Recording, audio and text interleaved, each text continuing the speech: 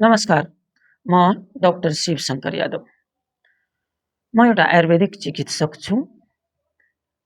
त्यही भएर मैले सकभर आयुर्वेद अनुसार ऋतुचर्या, दिनचर्या, आहार, विहार, योगा यस्ता कुराहरूलाई म बढी फोकस गरेको हुन्छु।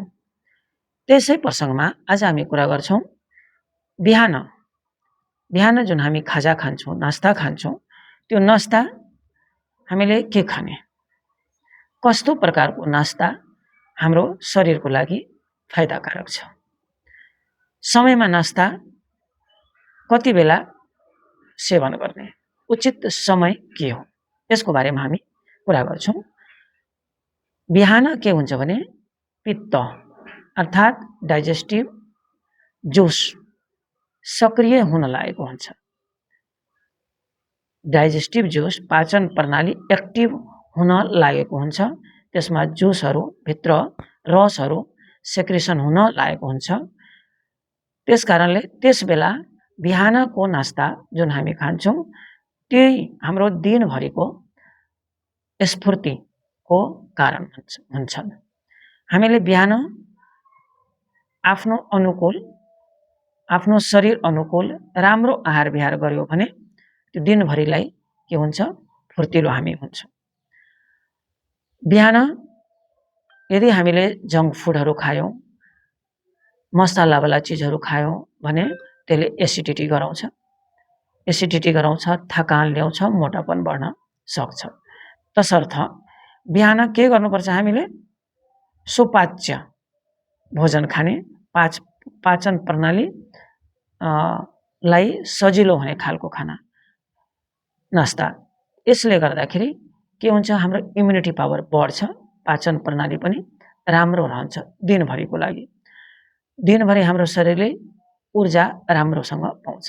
तर गलत आहारले एसिडिटी, थकान र मोटापन ल्याउन सक्छ। यो बिहानको मर्निङको ह्याबिट्समा सबभन्दा पहिला के गर्ने? बिहान ब्रह्म मुहुर्तमा उठ्ने।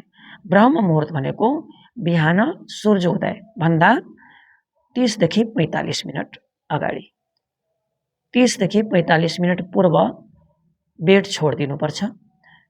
त्यो फर्स्ट ह्याबिट हो। त्यसपछि मन तातो पानी सेवन गर्ने, दिसा पिसाब गर्ने र योगा गर्ने।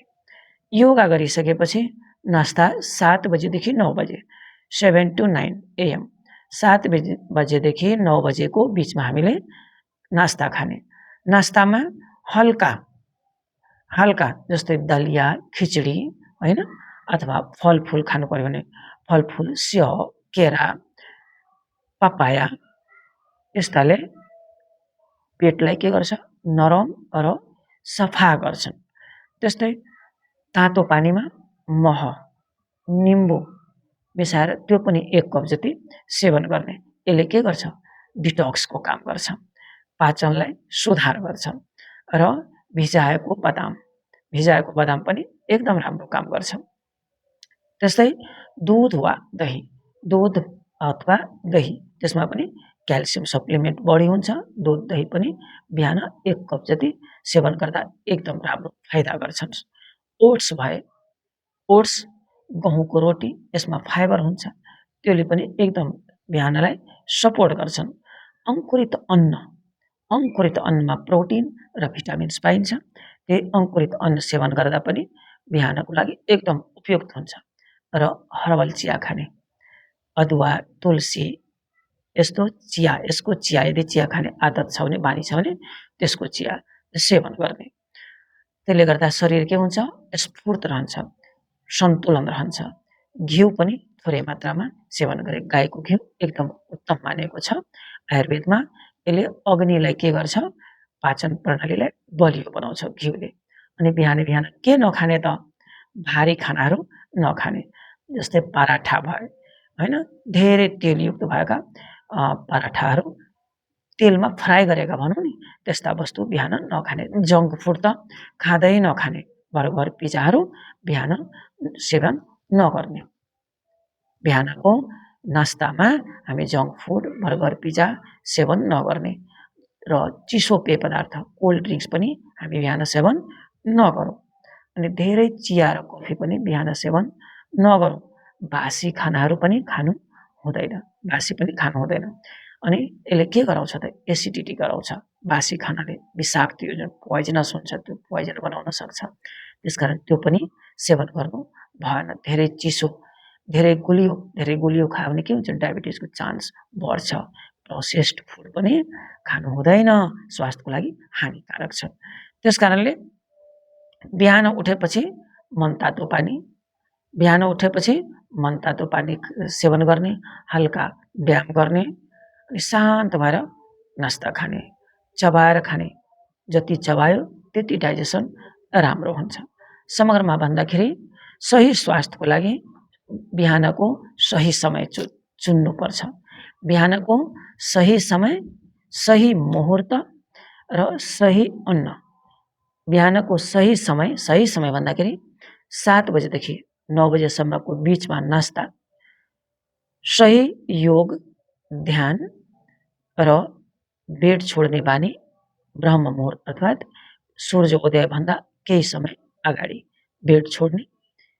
बेड छोडिसकेपछि हल्का मनतातो पानी सेवन गर्ने, दिसा पिसाब गर्न जाने, दिसा पिसाब गरिसकेपछि व्यायाम गर्ने।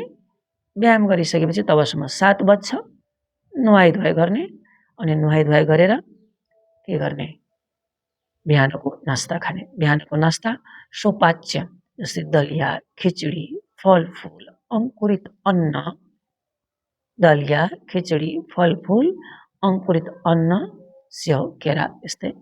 यसले स्वास्थ्यलाई एकदम राम्रो बनाउँछ, अग्निलाई पनि तेज पार्छ, पेटलाई पचाउन सजिलो हुन्छ। बिहानको पेट हल्का भयो, सजिलैसँग पच्ने आहारहरू सेवन गर्यो भने दिनभरिलाई ऊर्जा दिन्छ, शरीर एकदम फुर्तिलो बलवान हुन्छ। तर यसको एगेन्स्टमा गयो भने एसिडिटी गराउँछ, शरीर भारीपन हुन्छ, मोटापन बढ्छ र पेट बिगार्छ, दिनभरि थकान महसुस हुन्छ। यसको विरुद्धमा गयो भने अर्थात् जङ्क फुडहरू सेवन गरियो, तेलमा फ्राई गरेका वस्तुहरू बढी सेवन गरियो भने के हुन्छ? दिनभरि थकान लाग्छ, पेट भारी भएको महसुस हुन्छ, डकार आउँछ, एसिडिटीको लक्षण देखा पर्न सक्छ।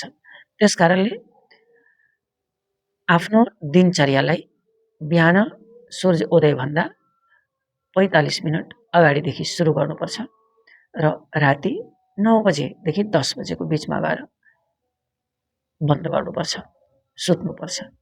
त्यो दिनचर्या अन्तर्गत हामीले आज कुरा गर्यौँ। बिहानको समयमा नास्ता के खाने? नास्ता के खाने? हल्का, सुपाच्य, सकभर अङ्कुरित अन्न एकदम बेस्ट मानिन्छ बिहानको नास्तामा। र हल्का पानी, मह, तातो पानी, त्यसमा निम्बु पनि एकदम फाइदाकारक हुन्छ। राधे राधे। म डाक्टर शिवशङ्कर यादव। हाम्रो च्यानल हो doctor Shivshankar Yadav, real life and guidance. Please like र सब्सक्राइब गरिदिनु होला। धन्यवाद।